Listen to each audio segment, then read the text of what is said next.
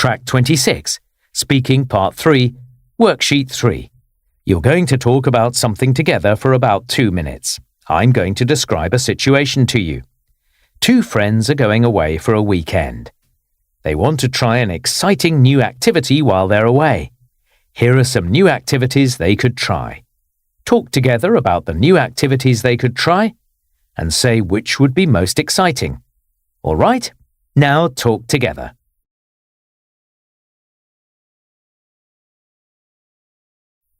Track 27, Speaking Part 4, Worksheet 3.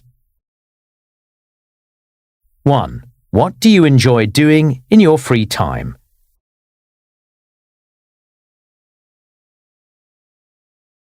2.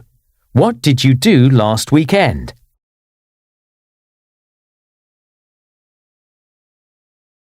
3. Where do you usually go with your friends in your free time?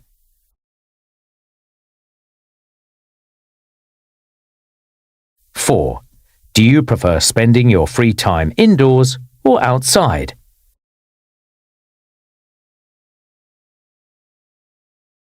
5. Is it better to do lots of things in your free time or to relax and do very little?